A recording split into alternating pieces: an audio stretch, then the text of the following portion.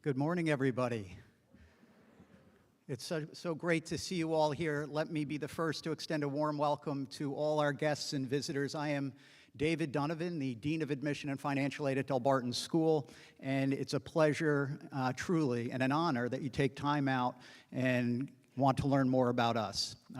This is our only open house we hold. It's the fall open house, and it's an all-hands-on-deck experience, and I'll talk to you a little bit about what you'll see.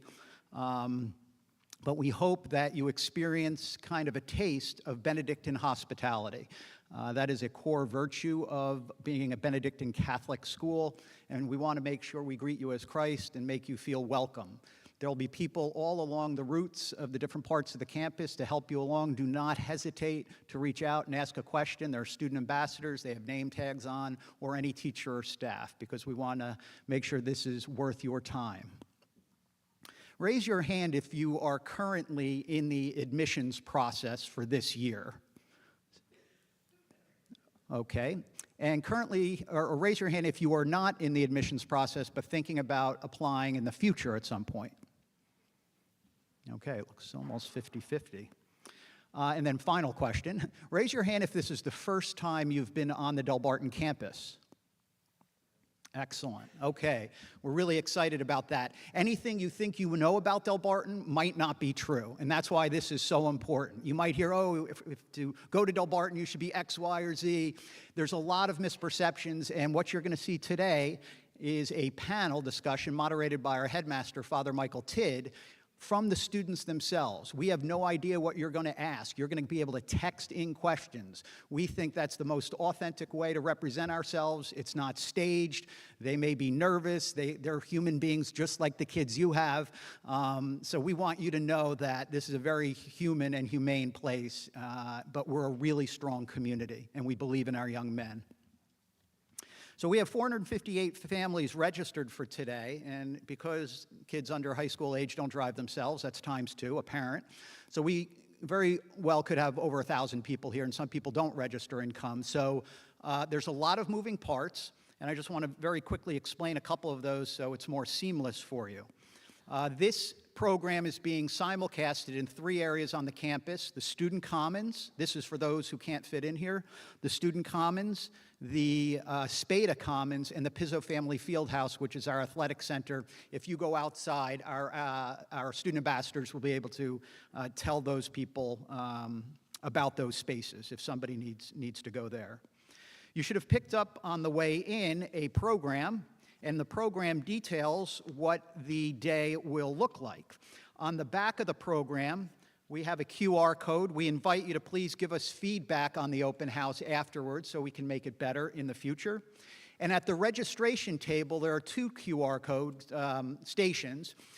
We invite you to please pre-register or register for this open house if you have not done so, and that way you're in our system and we can update you with future events.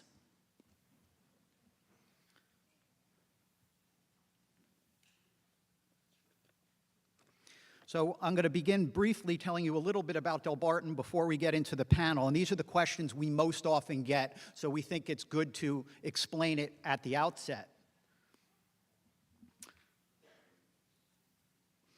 So for the introduction to Delbarton, Delbarton is a Benedictine Catholic school for boys grades 7 through 12. We have 636 students, 7 through 12. In our middle school, 2 sections of 30. In the upper school, about a class of 140, 9 through 12.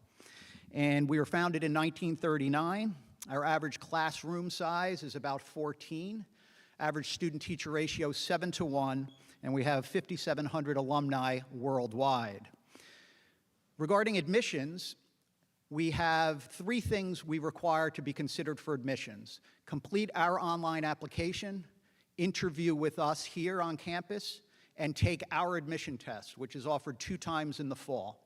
If you do those 3 things in any order, complete the application, interview, and admission test, by early December, you get considered for admission, and we notify in mid-January of whether families are accepted, put in a wait pool, or declined, and if accepted and applied for financial aid, what award they were awarded. And so that's in line with other Catholic schools, so you have an opportunity to compare schools and offerings. In terms of what we look for in admissions, we look for three things: the character of the student, his contribution outside the classroom, and most importantly, academics. So really, academics, character, and co-curricular contribution. Academics are grades, standardized test scores, and teacher recs. Character is the application, teacher recs, and interview. And co-curricular, we're really looking to build a well-rounded class. So we want to see how you will fit into that class. So what is your wiggle? What makes you passionate? That's what we're trying to determine during the interview process and the application process. Finally, financial aid. I'm running the financial aid session, and it is upstairs. All the rooms are in the program, and you'll see them in here where the breakout sessions are. The student panel is 12 to 1. It may say 12:45. It's going to go to 1 o'clock, and then from 1 o'clock to 3, you're welcome to wander all the different sessions. And then if you want, at 2:30 in Old Main, which is our mansion right in front of this building, we will hold tours of the campus, a half-hour tour at 2:30 with our student ambassadors if you want that. So that's kind of how the program works. I'm running the financial aid piece. Tuition is $46,725, and it's pretty all-inclusive except for books, which are about $500 a year, and transportation if you elect to take our transportation. And Zach Tabor, our transportation director, is just going to say a few words on that in a moment. We offer financial aid only in the high school, not in the middle school. And we offer about $4.3 million in financial aid annually, and that's in the form of a grant. It's not a loan or anything like that. And it generally stays with the family for their 4 years at Delbarton unless there's a significant change in their financial situation. The average grant is just under $30,000, and just under a quarter of our students are on financial aid, need-based financial aid. We draw from 120 towns, 3 states, and 12 counties, so it's a large reach, and we want to make this opportunity available for every qualified young man. And that's it for the opening remarks. A brief word on transportation from our transportation director, Zach Tabor.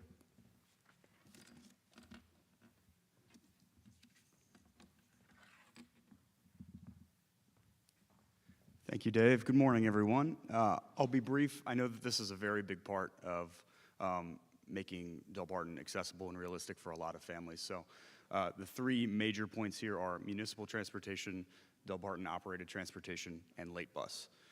For our families that live inside of Morris County, the everyday morning and afternoon transportation is operated or contracted municipally.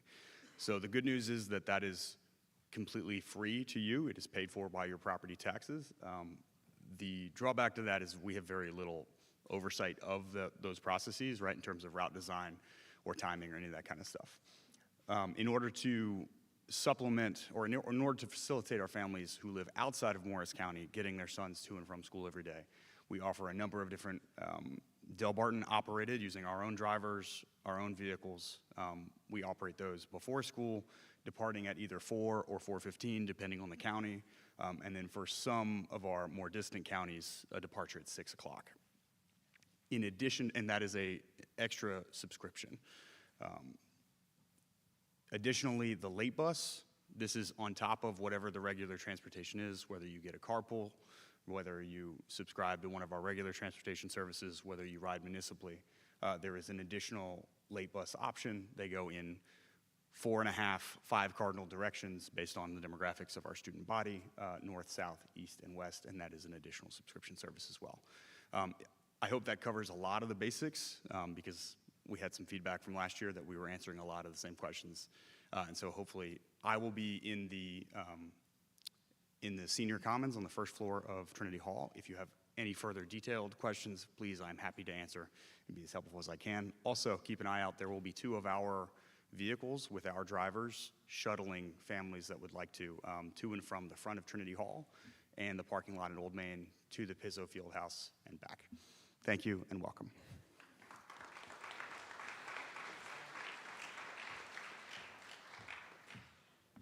I always tell Zach he has the least sexy job in the school, talking about buses and routes, but he does a great job, he really does. So as I said, this is the open house schedule. It's included in here in the program. The breakout sessions are included. There's different rooms or different buildings, and those buildings are located, or where those buildings are located is indicated on the map on the back of your program. Sessions are not fixed, so after we're done with the 12 to 1 in here, you just wander on your own. It's not at any set time. And we please encourage you to enter into the classrooms. You may be shy and kind of peek your head in. Go right in and see what the demonstration is and talk to our people. That's what makes the experience. And then I believe that is it, because he talked about the shuttles. Yes, that is all. So, last thing I'm going to say before I turn it over to Father Michael, there's a platform called Think Delbarton. It's accessible on our website. We encourage you to sign up for it. It's a very engaging platform to learn and speak with and connect with different members of the school community at Delbarton, whether you're involved in the arts, athletics, campus ministry, leadership clubs. It's a great way to get to know us in an authentic way, so we encourage you to sign up for that. And that is it for me for now until I see you at the very end, and I ask you to go on your way to the different sessions. But it's my pleasure to introduce to you our headmaster, Father Michael Tidd.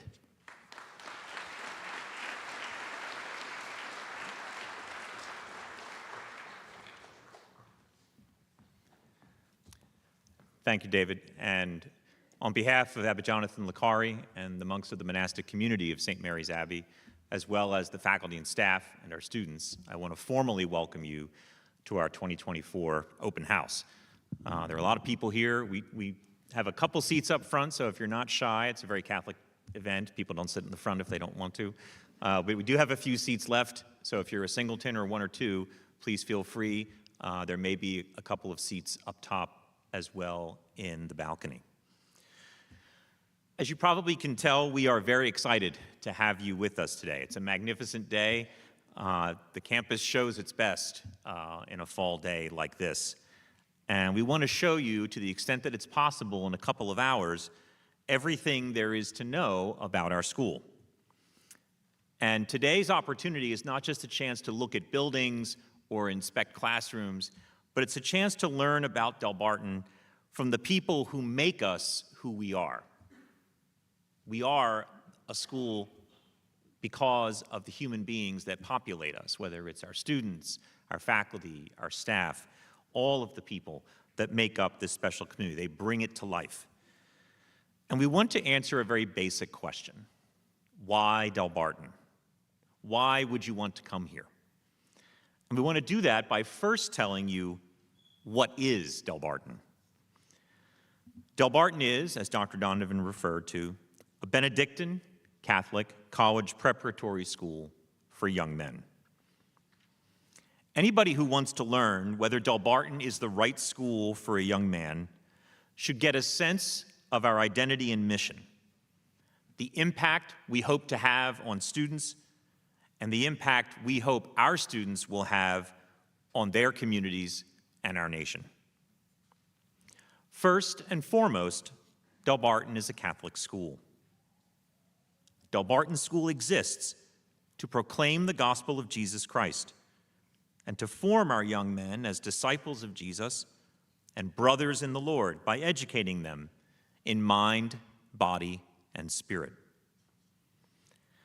Our Catholic faith is essential to all aspects of our school's life. It is not a pillar of our school. It is the foundation on which all other pillars of our school stand. If we were not a Catholic school, we would not be Delbarton. At the same time, and with equal conviction, we welcome students and families of any religious faith to join our community, should they wish to embrace and support our school's Catholic values and character. But we are not just any kind of Catholic school. We are a Benedictine school. And what does that mean? The monks of St. Mary's Abbey, like myself, try as best we can, not too far from here, a couple hundred yards away, to live the Christian life according to the way of the rule for monks of St. Benedict of Nursia, a 6th century monk and saint. That rule, the rule that guides the monk's community life, is also the source of a 1,500-year liberal arts tradition that animates hundreds of Benedictine schools around the world. So what is a Benedictine Catholic school? To explain what a Benedictine school is, we look to two sources: the Gospels in the New Testament and St. Benedict's rule for monks. Men and women live the Christian life following St. Benedict's rule to achieve what he calls in Latin conversatio morum, a rather difficult to translate phrase that's often rendered conversion of manners, or more loosely, conversion of life. Conversatio morum is a transformative turning away, which is the Latin root, from the old man of sin and selfishness into a new man who imitates Christ and learns to love God freely and joyfully. Thus, a Benedictine school like Delbarton should also be a place of profound and thoroughgoing transformation for its students. Here at Delbarton, where young men are known, loved, and called to greatness. We seek to be a place where your son would be known, loved, and called to greatness. What does it mean specifically for Delbarton to be a place of transformation? Well, it has four aspects.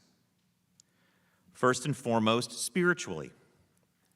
Delbarton should be a school where young men learn who they are and what they are called to be as sons of God in a Christian community of joy and mutual self-giving.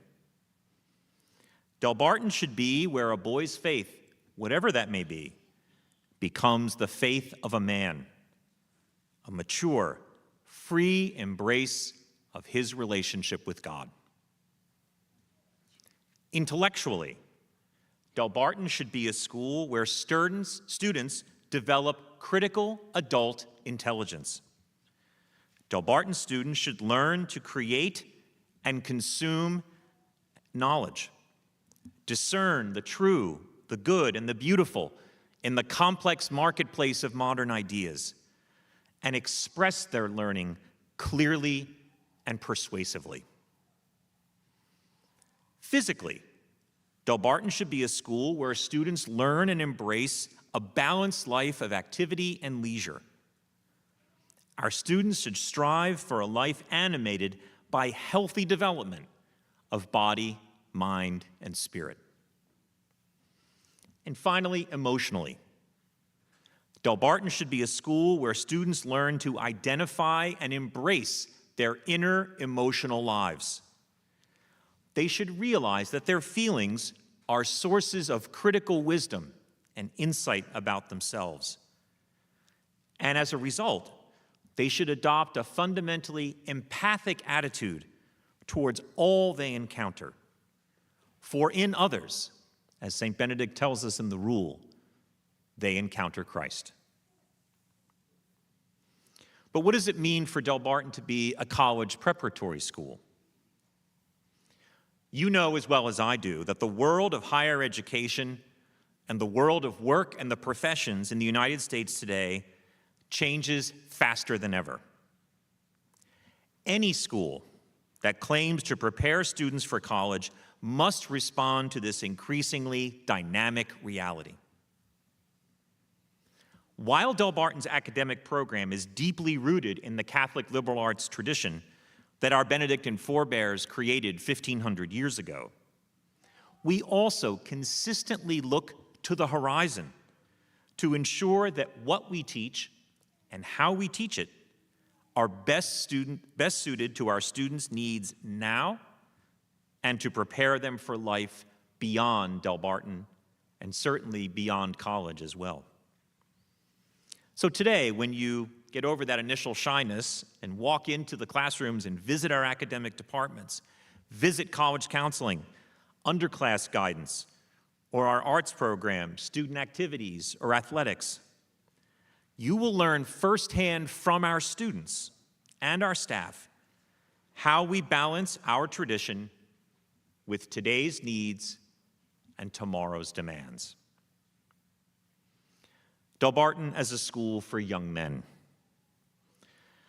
We are not a school for young men simply by accident of history. Just to have a sense, how many of the dads in this room went to a boys' school? More than a few. Probably some of our competitors, but we won't talk about them. We choose to be such a school because we are convinced that our history since 1939 and the 1500-year Benedictine tradition give us insight into how to help boys grow into young men of faith, intellect, and service. In a phrase, to borrow from Dr. Donovan, we get boys at Delbarton. And in a society where what it means to be a man is less clearly expressed than ever, every man and woman here at Delbarton is especially equipped and trained to be attentive to the needs of young men as they move through these critical years of human development. In these remarks, I've tried to share with you as best I can our school's identity, mission, and aspiration for our students. It's difficult to do in 10 minutes. Our vision for Delbarton is inseparable, as I said before, from our Catholic and Benedictine identity and mission. Yet it also welcomes those of all faiths who see its meaning and choose to embrace and contribute to it. Our vision for Delbarton fires our gifted faculty and staff's good zeal, to use another Benedictine phrase, to create a school culture and climate that makes real our mission and vision for each young man. Our vision for Delbarton builds a bond of lifetime brotherhood, and we want to pass it on to our younger brothers in the student body. We believe that our vision for Delbarton is sufficiently ambitious to be worth families' tremendous investment in sending their sons here. In a moment, you'll have a chance to hear our own students' stories and learn about their Delbarton experiences in response to your questions. I hope in the next 40 minutes or so you can glean important insights into what makes Delbarton such an extraordinary place for a young man to learn and to grow. Thank you once again for coming today. I hope you enjoy your visit as much as we do welcoming you.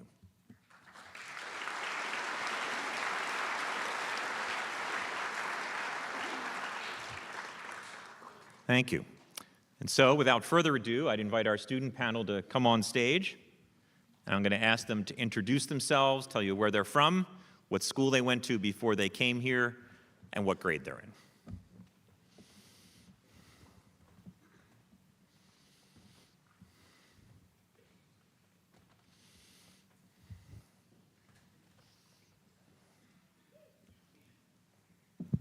All right, hello. My name's James Hadsma. I'm a senior at Delbarton. I live in Mendham and came to Delbarton from Mendham Township Middle School. Hi, my name's Noah Morales. I'm a junior here at Delbarton. I live in New Providence, and I came to Delbarton freshman year from New Providence Middle School. Hi, I'm Matthew Jordea. I live in Randolph. I'm a sophomore, and I came to Delbarton from Gill St. Bernard's. Hi, I'm Jacob Gordon. I'm currently a freshman. I live in Morristown, and I came to Delbarton from Frelinghuysen, which is in Morristown. Hi, I'm Danny Mendoza. I'm in 8th grade, and I live in Warren, and I came to Delbarton from Warren Middle School. Great, so thank you all for offering your time today. So here's how this will work. You'll see on this screen an opportunity for you to ask questions without having to raise your hand and stand up in front of 700 people. So you can take out your phone and just follow the directions here and ask any question you want. Obviously, the young men on the stage have no idea what it is you're going to ask. So please ask whatever question you like. We will not be able to answer every question, but we're certainly going to do the best we can.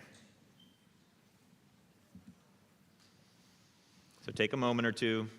They're going to sit here very nervously wondering what's going on here.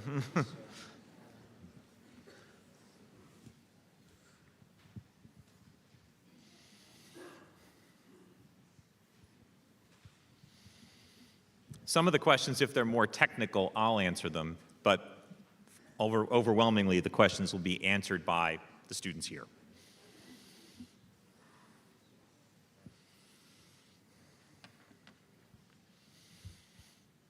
It can be a student's question, it can be a parent question, whatever you like.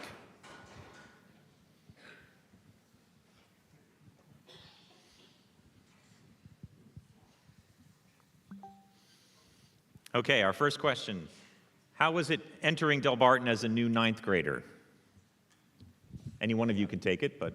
Entering Delbarton as a new ninth grader was kind of, I guess, scary because you didn't really know who was going to be your friend. But as soon as you enter, you realize that everyone's really nice and you kind of just fit into a group of people. And even if you're not in the same group as someone else, everyone's really nice to each other. Everyone's kind of sits with everyone. Everyone's kind of chill with everyone else.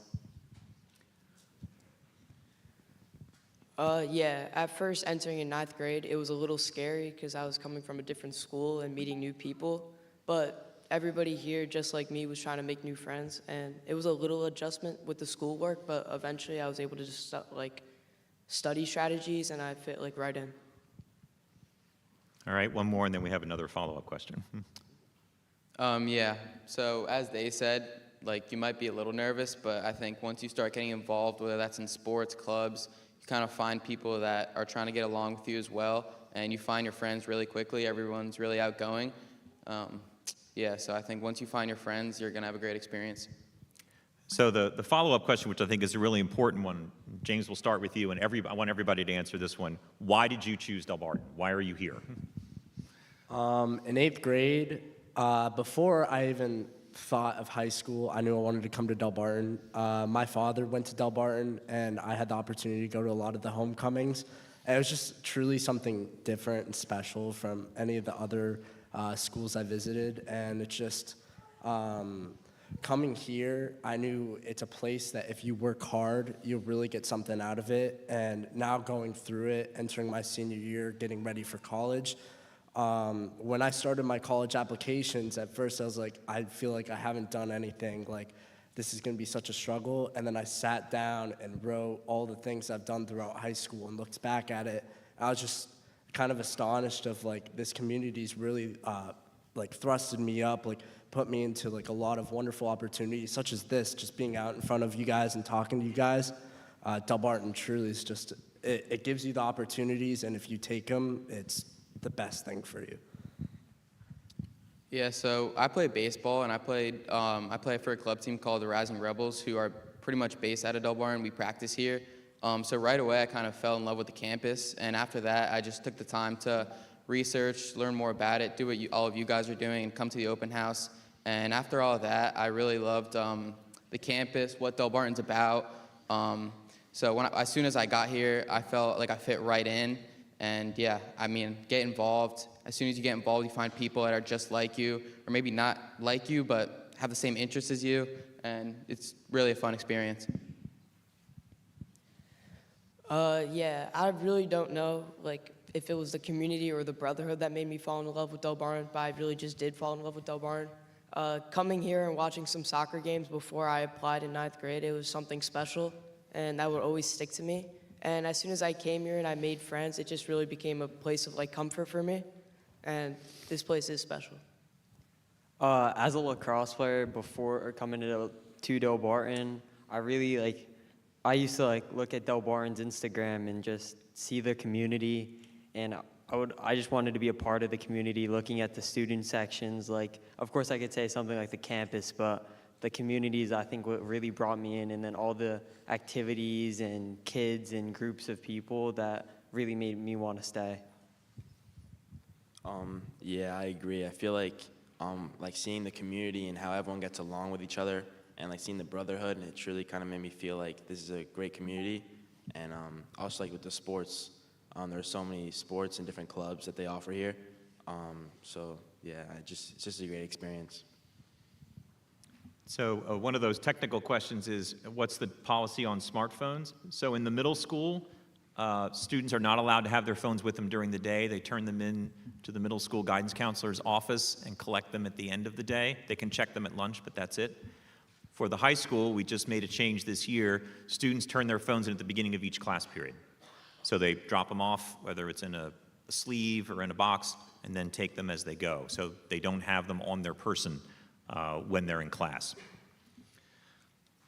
So the next question I would have is, what do you feel you can have a rewarding experience at Delbarton if you're not an athlete? I think 100%. There's a lot to get involved in, whether that's community service, doing Christmas toy drive or the Thanksgiving food drive with the school. I think you feel really rewarded doing that. That has nothing to do with athletics. Even if I'm not in the arts personally, but if you want to pursue the arts, I think performing in front of a lot of people, that can also be really rewarding as well.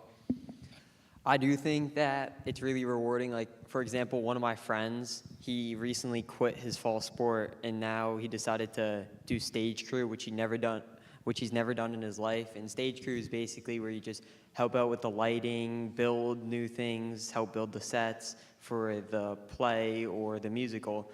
And he's really been enjoying it. Even though it's not a sport, he's really been like trying to open up to new things and just try to get involved with as much as he can. Yeah, and I just know, I know personally students, most students don't do sports the 3 seasons, fall, winter, and spring. So a lot of those athletes who aren't participating in either a winter sport, a fall sport, or spring sport, they go out and get involved in maybe the arts or community service. Definitely community service is a massive part of Delbarton, and it's another thing where it's just really hard to not get involved with, even if you're an athlete or not an athlete. All right, how has being in a Benedictine Catholic school influenced your path at Delbarton and for the future? Like, what difference has that made? I feel like after learning in classes like Bible class, I've learned a lot more about God and having a relationship with God. And I love how we get to have masses here on Jack and Tie days. I feel kind of brings us more together, and it brings everyone closer to God. For me, entering high school, I was not overly religious. And just going through the Delbarton experience, I've gained an understanding of what it means to be a Benedictine Catholic. I was baptized Catholic, and I never had a true understanding of what it meant. But through the theology department, those theology classes, Mass during school, and some of the other programs like the retreats, has really helped me to find my own founding as a Catholic. One thing I want to add is, before I came to Delbarton, like James, my faith was really kind of I don't want to say weak, but it just wasn't there as much. But whether it's morning prayer or Bible class, I feel that Delbarton has definitely opened me up and want to pursue my life as a Christian. All right, we have a lot of questions, so I'll try to get as many as we can. Just maybe hear from 2 guys. What's the one thing that surprised you most when you got here? I'd say one thing that surprised me most was just how many clubs there actually was at Delbarton. I knew I wanted to try clubs, but I didn't know actually how many there was. And at first, when I started at Delbarton, there was just so many things to try and so many things to get involved with, and it really was just amazing. Yeah, I think adding on to that, with the opportunities that come, I think just how encouraging everybody is here. Even if you don't know anybody, everyone's trying to talk to you, getting you to join something, a new club, a new community service opportunity. I think everyone just wants to get as many people as they can to help other people out. And I think if everyone's doing something to support a good cause, I think it just brings the whole community together. Okay. Another one of those technical questions. The dress code for students is not this every day. We do have about 12 days a year where we require jackets and ties. Ordinarily, it's a collared shirt, khaki pants or something like that, a belt, socks and shoes. So it's basically like business casual. Sometimes the definition of business casual can be stretched a little bit. So it's part of my job to stretch it back. But they look neat and presentable. And I think if you've been here, how many of you have been here for an interview or have visited for the day? You can see that they're pretty presentable, very similar to the way a lot of you are dressed today. Now here's the question we get every time. What's it like going to school without girls? This is always a hot one. It was definitely adjustment at first.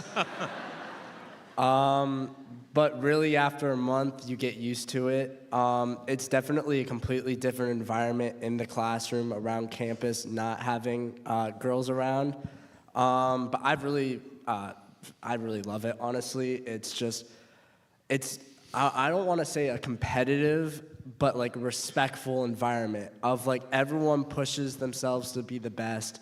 It's just everyone's helping each other out in the classroom, and there's not really the thought of, oh, how can I seem cool to all these girls? It's just, you're just doing what you want to do and how you want to do it. Like you said, honestly, it's pretty great. You don't have to worry about your hair or what you're wearing. You just have to... Yes, you do, but you just choose not to. You just have to come in and just work. We do require basic hygiene, please. It's very important. That's a great question. Thank you. James, there's a question specifically for you. As a senior, looking back at the last 4 years, what would you tell your 9th grade self? Good or bad? Definitely don't stress as much as I probably did. Maybe if it's over a test or a quiz, it's not the end of the world. All the teachers here I found, which is truly special, is they're not out there to get you. If you come to them, they'll help you. If you messed up and you didn't start writing your year-long essay until the last week it's due, and you go to your teacher and are like, I'm not going to finish it in time, he's going to work with you. You'll get some points off, but he'll work with you. You're not going to fail his class. But just looking back for my 4 years, just going out and trying everything that's available to you is really important. And I think that's the best thing a Delbarton student can do is leaving for college now. I know what I want to pursue, and I know how to get involved in different things, how to talk to different people, and it's awesome. So this is for the panel as a whole. What's your least favorite part of Delbarton, and how would you change it?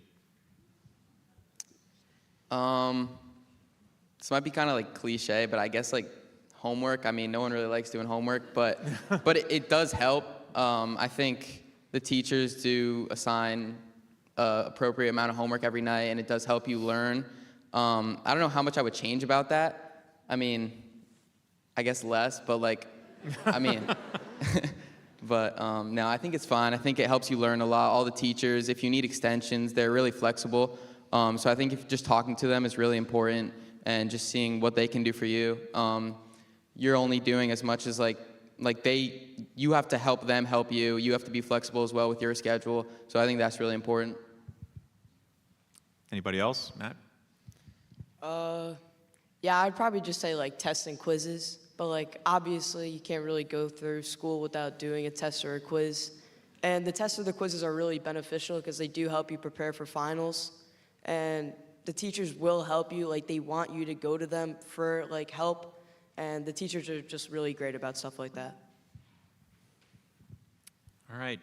Our next question for the lifers, current and former. What was it like coming into 7th grade with all these big high school kids? At first it was kind of like, it was very different because like normally you're with like the 3 grades that are like close to you. But honestly, I like it a lot. I feel like it's kind of cool to talk to people of like in different grades and kind of see like their experiences at the barn. But it was definitely weird at first, but you kind of get used to it. Coming into 7th grade, I was like really, I don't know, my brother was older. I was kind of scared because there were a lot of older kids, like 90% of, most of the school was older than you.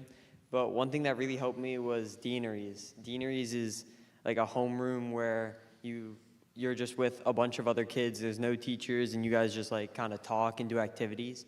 And that really helped me because it helped me make friends that weren't in my grade, like sophomores or juniors. And it really and they really helped me out because they have already been through what I've been through, and they helped me manage my time and get on top of my homework. Okay, so a related question. What's a typical day like? What's the workload like as well? Yeah, so the day starts at 8 o'clock, your first class. I drive to school. A lot of kids take the bus or get driven into school. We have homeroom actually at 10, not the first block or the first period in the morning. So that was a little bit of an adjustment. And for lunch, we have 4 different periods for that, first, second, third, and fourth. I have fourth 7 times. It's not good. It's 12:45.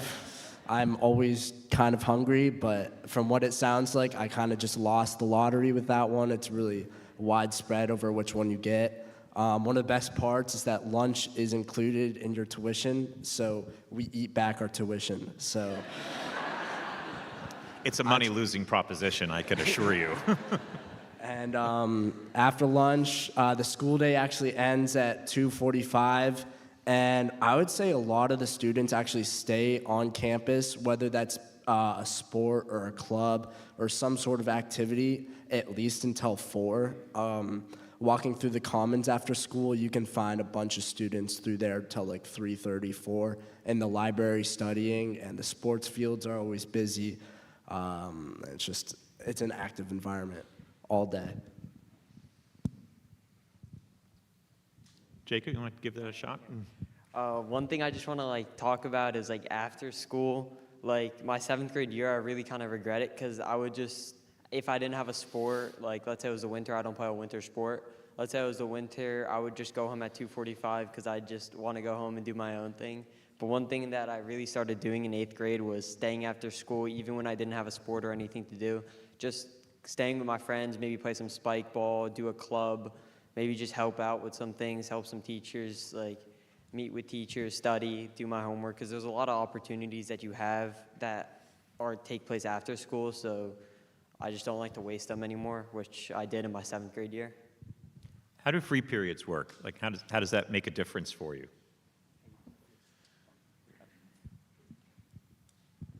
So free periods are basically just however long it is, a 40 to 50-minute period where you don't have a class, and I think, and they're just kind of incorporated throughout your schedule, and I think those are really important, especially getting homework done. Depending on your workload, if you're taking a lot of APs, it can pile on, and I think it's really important to get work done during free periods, just so you don't have as much homework when you get home. You can take the time to, whether that's practicing a sport, studying, or just hanging out with your friends. I think they're really important to get work done. Yeah, just to add on to that, free periods could also be like a really important time to meet with any teachers if you need any help with any essays or tests. And if you don't have any homework or anything to study for, free periods are a great time to hang out with friends, play some spike ball, play some foosball. So it just is, free periods are just like an amazing time to do stuff. All right, we have a couple of technical questions. How does financial aid work? So financial aid at Delbarton is quite large. As Dr. Donovan mentioned, it's just over $4.3 million in all forms. We give assistance for things, tuition obviously, with transportation, and in certain cases, technology and textbooks. Financial aid is all awarded based on need. We do not have merit scholarships, we don't have leadership scholarships, we do not have athletic scholarships. We ask families to apply. We have a third-party service called Clarity, where you submit an application. They use an algorithm to analyze the family's financial situation and give us a suggested figure, and then we work as best we can to arrive at a figure for aid that makes it possible for the family to come here and be a part of Delbarton without being overly burdensome. Right now, about 135 students receive some form of financial aid, and that's just about a quarter of the student body in the high school. We do not at the moment give aid in the middle school. I would say grades are probably the most important element. The question is, what role do grades play in the admissions process? Grades are the indicator of what you're doing in school now. So if you're looking at it from our point of view, how would you do in school here? Your grades are going to be the most important thing that we look at. I wouldn't say we have a specific weight, like it's worth 70% or 60%. It's not that precise. It's more art than science. But if you have, lots of C's, and meanwhile your test score indicates that you have a lot of ability, those metrics are not pointing in the same direction. Whereas if they are, that's going to work to your advantage. For ninth graders, there's not a whole lot of choice in the classes they take. Basically, you can choose your language, and you can try to place into a different math course. So the curriculum starts with Algebra 1, but almost all of our ninth graders actually begin in geometry, if they place into the course with the placement tests that we give in the spring, or even higher level math. We've even had ninth graders taking calculus. It's not common, but it does happen. But other than that, there's not a lot of choice. You can also choose as an elective to be a part of one of the musical ensembles or the chorus or both. So those are the three areas. In terms of the main academic courses, it's language and math, and then participation in music would be the other option that you can do all through your time here. Danny, what do you think was the hardest part about the application? I feel like for me, the hardest part of the application was probably like the test. I feel like it was kind of like very stressful because you kind of like you're so worried about like doing good and not doing bad. But I feel like it's okay. Like as long as you like it's not meant to like see how I don't know how to explain it, but it was pretty much the test. Like just because it's so like nerve-wracking, but you'll be fine. So this is for each of you. What's been your greatest academic achievement here? What are you most proud of academically? James, we'll start with you. Yeah, academically, this year I'm taking AP Calc, and I have an A+. God knows how, but yes. So passing AP Calc would be my greatest academic achievement.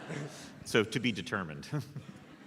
I think for me, last year, I took AP World and AP Seminar. I think doing really well in those exams was probably my greatest academic achievement. AP World with Mr. Thompson was a really hard course, a lot of work, but I think in the end paid off with all that, all the work I put in, just seeing that score come out. I think that was probably my biggest achievement. Yes, I would say I'm taking AP World History right now with Mr. Thompson. I'd say my greatest academic achievement was getting an A on the past tests we've just had, which it was definitely a struggle, and I definitely had to work hard for it, but Mr. Thompson definitely helped me with going to him for help, and that's what every teacher will do for tests. My greatest academic achievement was either probably skipping geometry over the summer, this past summer, and placing into Algebra 2, or passing Mr. Ross's history class. That was hard, so. Yeah, my greatest academic achievement here is not in the school year. It was actually during the summer. We had when I was moving up in math in the summer course. Just passing that class was definitely a great achievement because it was a lot of work and it was pretty hard. Okay, another question that is we get every time. What's the food like? Danny, we'll start with you. Honestly, the food is really good. They give you so much options, so much food. For example, in the student commons, they have vending machines, so you can go whenever you're hungry or you have a free period, you can just go vending machine, get a snack, get a drink. But the lunch is really good. There's a lot of food. There's pasta bar, there's sandwich stations, the main course, bagels, all that stuff. And also one thing is after school, from 4:15 to 6, in the cafeteria there's dinner. So if you have after school activities or late practices, you can always go there and get food after. The lunch is just great. In summer, I dread not being here because I just don't get the great food. The school also, Danny didn't mention this, they offer breakfast in the morning. If you guys have to leave early because your parents have to do something, you can just go up to the cafeteria, get something quick, like a sandwich, and just go to your first class. Lunch and the snack in the afternoon is not included in tuition. The lunch is, however. So a couple of technical questions. Again, how is religion taught? Is theology mandatory? So yes, theology is a required course for all students, no matter what their religious background. The same thing is true for participation in liturgical services in the church, whether it's Mass, morning prayer, doing the annual student retreat. So our religion program is for all students. Theology is taught in semester courses, so there's a foundations course and a course about the Benedictines and an introduction to the Bible in the freshman year. The sophomore year, they take a semester course in social justice, which in particular, and a course in sacred scripture, which the social justice course is tied to the urban immersion retreat that they do at the Romero Center in Camden. Junior year, they take a course in sacraments, which helps prepare them for confirmation. So if you want to be confirmed here, you can do that at the end of your junior year after taking that class, as well as a course in family life. In the senior year, the religion courses are all electives, so you can choose any 2 courses you want, one for each semester. A couple people mentioned summer courses. Are they covered in tuition? No, they are not. You don't have to take summer classes. If you want to advance in math, there are a number of different options. We do offer a lot of the math classes for credit here at Delbarton. Very few, if any, of our students are doing makeup work. They're really taking courses for advanced credit to move into a different math rather than geometry going into Algebra 2, for example. What are the retreats like? So James, you're a senior, maybe talk about Kairos. So I've gone through all the retreats, and I've actually led the freshman retreat last year, and I am going to lead the junior retreat this year. But depending on what year you were in, so I know you did the freshman retreat and you finished Camden last year. But freshmen, we stay on campus for I think just one night. Just one night. And it's really just getting to know the people around you in your class, and that's a cool time. You get to sit in the church for 3 hours. That's awakening how long 3 hours is. But I hear their confessions. It's not really that bad. And then Camden is your sophomore retreat. That's a really cool experience. You go out and get your hands dirty, do some community service within Camden and Philadelphia. I had the opportunity to work at this house that houses like children 5 and below and elderly like 80 and above. And so the first day I was dealing with a bunch of rambunctious kindergartners, and then I was playing Scrabble with a bunch of elderly the next hour. So that was pretty cool. And junior retreat Kairos, that one was definitely the most like awakening for me of like my time at Delbarton's coming to an end, and like especially that's the year before you're starting your college and you're going to be off.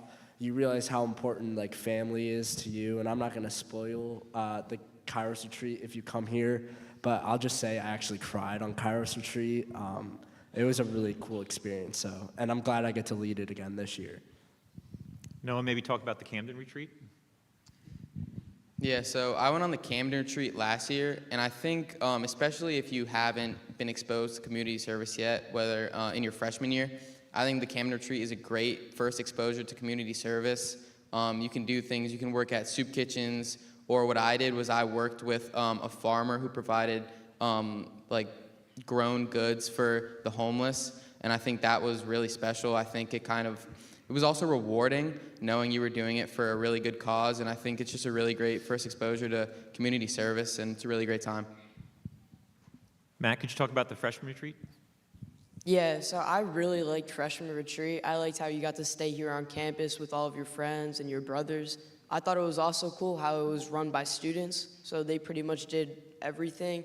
You kind of stick with 2 students the entire time, and they would lead you in like group discussions where you actually got to discuss with your friends like various topics. I actually really like that.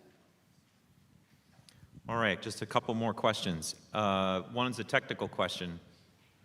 What are the acceptance rates for entry years? So for 7th grade, it varies more than the 9th grade, but it's usually between 40 and 45%.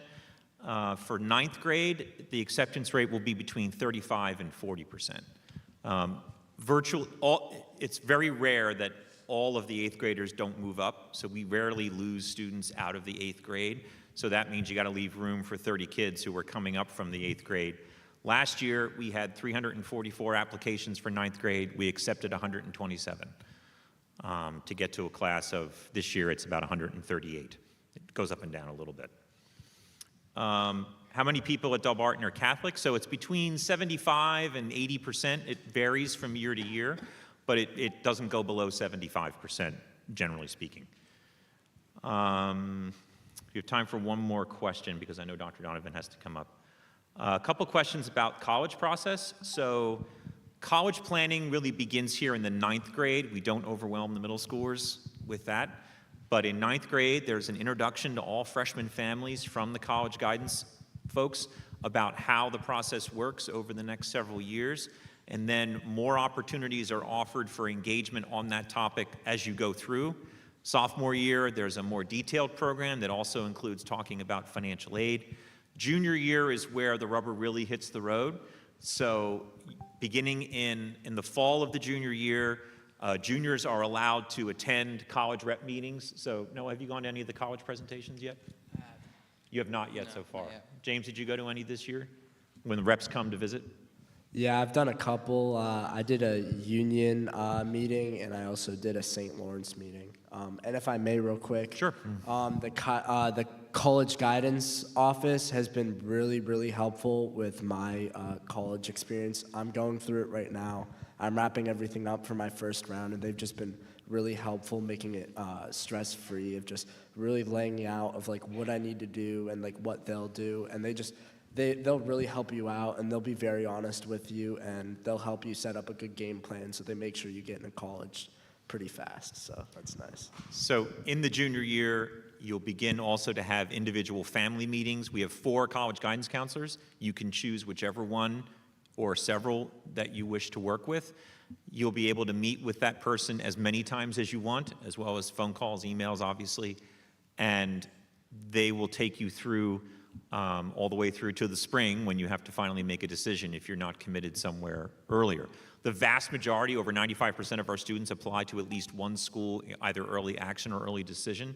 So our process is a little more telescoped and shorter than it may be at other schools, but the level of service that you get, I've worked in several other schools before I came here. I've never seen the level of attention and service and support that you get from the college counselors here at Delbarton. And then the last thing we have time for is, and this I'll ask each of you so we can close out, what advice do you have someone applying or beginning here? I'll start. I guess when I was coming to Delbarton, when I first got in, I was really nervous that I actually wasn't good enough to be a Delbarton student. So my biggest advice to any applicants or any future accepted students is just, you'll be comfortable here. You make Delbarton what it is. Delbarton doesn't make you what it is. And I think that's the most important thing for students to know that want to come here, is that you really shape your experience here. So there's no say of you won't succeed here, you will succeed here. You make it how it is. I would say definitely get out of your comfort zone. If you're a kid more towards the quiet side, definitely talk to as many people as you can, because I think, one, it'll help you develop friends, develop connections that could last forever, and also just help you get involved throughout the school, whether that's in sports, clubs, community service. I think that's really important to get involved in. You make some of your lifelong friends in sports and these other clubs, and I think it's really important to just talk to as many people, whether that's teachers, kids your age, older kids, get advice from them. I think that's really important.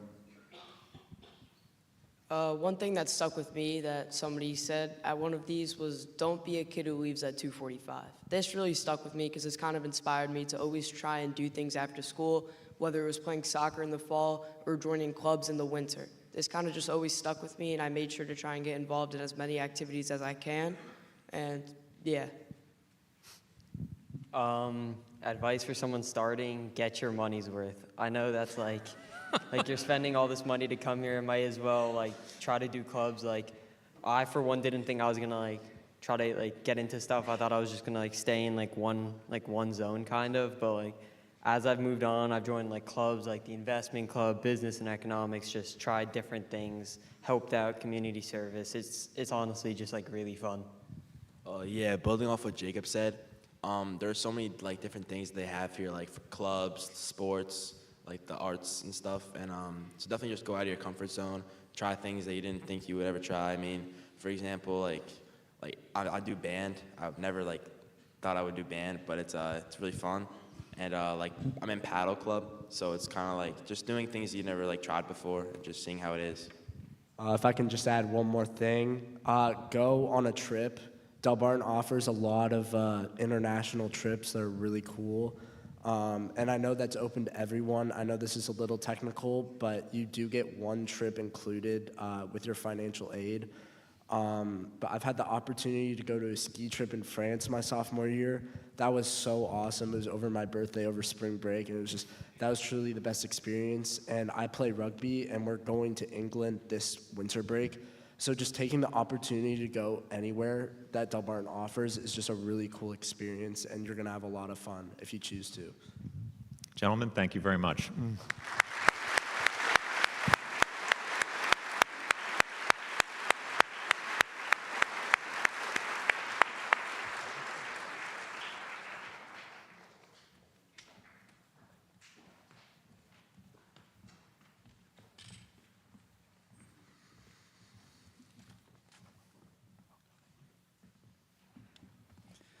Thank you, boys.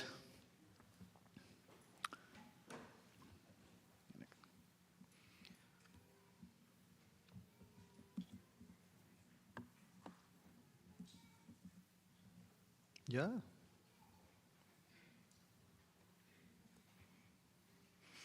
So we wanted to give you a sense of how vibrant the community is, and we invite you to attend, if you're interested, any of these activities. You see them up here. We are an open community in that sense. A lot of people find out about us by participating in some of these activities, and they're a lot of fun. Our kids are involved in so many things. And then finally, these are the different buildings. I just wanted to kind of point to you. We are here in the Fine Arts Center. That is St. Benedict Hall, where Spada Commons is. This is Trinity Hall, and the Science Pavilion's here, and Old Main, our mansion, is over here. And then back here, like behind here, is where the Pizzo Family Fieldhouse is. It's really your tour, or where you'll be going, will be in this area. And there will be people here to help you with that. When leaving, we'd encourage you to either take one of two routes out. You can go up the steps right here in the lobby and out, or there's an exit immediately to the right that can facilitate kind of the flow of traffic. And again, I want to restate what Zach said, our transportation director. If you want to see our Pizzo Family Fieldhouse, which is walkable, but we also have shuttles, one leaving from Old Main and one leaving from Trinity Hall. So that concludes for today, this program, and we hope you have a great afternoon with us. Thank you very much.